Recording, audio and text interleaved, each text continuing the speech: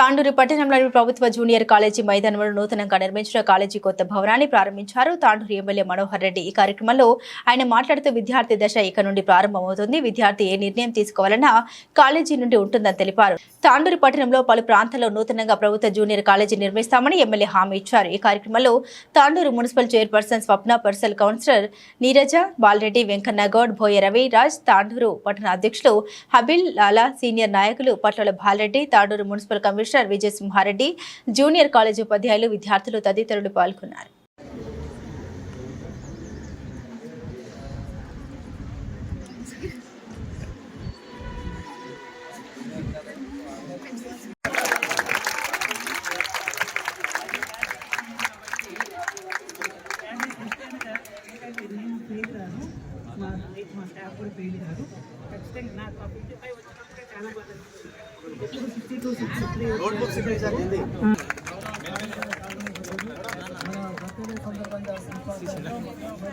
चलो बेटा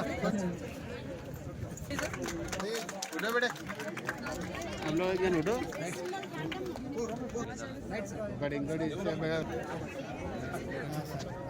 सर ओकर 22 हां 22 हां सर ओकर वापस और आने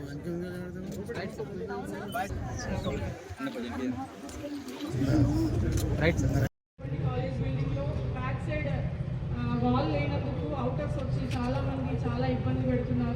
స్టూడెంట్ చేయాలని చెప్పేసి మన నిర్లక్ష్యం అన్నమాట. సో దీనిని సక్రమంగా మీరు అందరూ కూడా ఉపయోగించుకోవాలి. సో నేను దయచేసి లెక్చరర్స్ అందరికీ కూడా అదే వేడుకుంటున్నాను.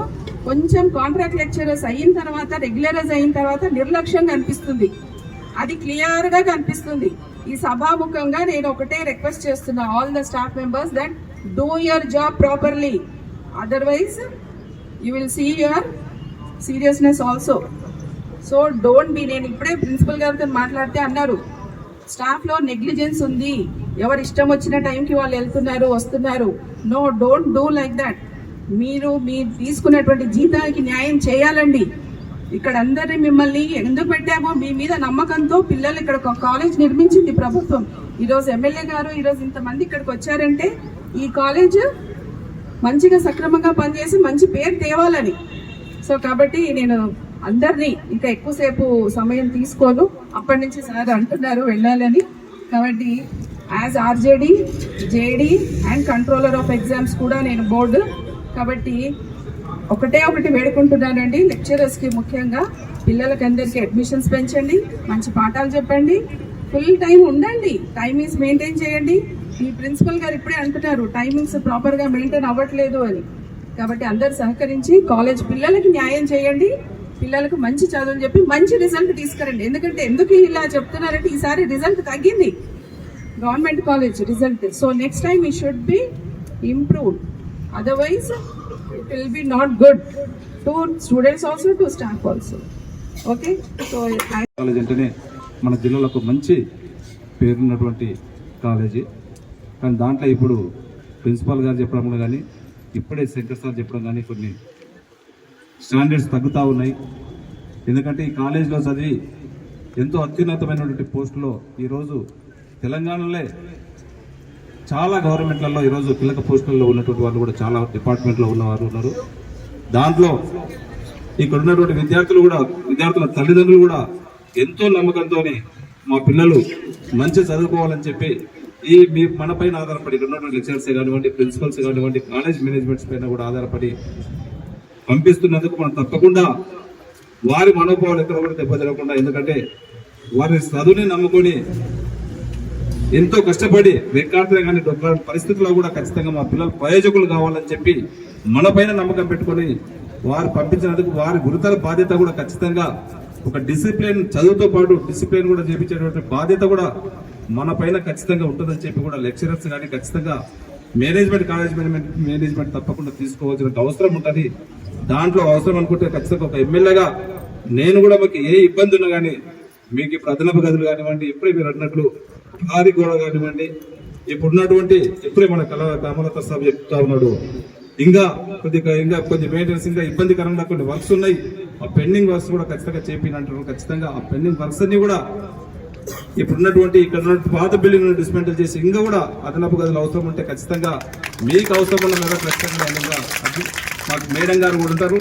వారు సూచనల మేరకు కూడా ఖచ్చితంగా మన గౌరవ ముఖ్యమంత్రి గారు మన పక్క నియోజకవర్గం ఉంటారు కనుక వారి సహకారంతో ఖచ్చితంగా అదనపు గదులను కూడా సైన్స్ హాల్ కానీ ఇప్పుడు మీరు చెప్పినటువంటి మన ప్రిన్సిపల్ గారు చెప్పినటువంటి విషయాలన్నింటినీ కూడా తప్పకుండా నెరవేరుస్తానని చెప్పి కూడా మీకు అందరూ కూడా తెలియజేసుకుంటూ, ముఖ్యంగా గేట్లు ఇక్కడ ఉన్నటువంటి ప్రహరీ కూడా కానివ్వండి, గేట్స్ అడుగుతా ఉన్నారు. ఖచ్చితంగా నా ఎమ్మెల్యే నా ఫండ్స్తో కూడా పెట్టి ఇమ్మీడియట్ అవి తక్షణమే మీకు 1-2 monthsలో ఖచ్చితంగా ఏర్పాటు చేసే ప్రయత్నం ఖచ్చితంగా చేస్తానని చెప్పి కూడా మీకు తెలియజేసుకుంటూ, ముఖ్యంగా మీరందరూ కూడా ఒక ఇంప్రెషన్ తీసుకోవాలా.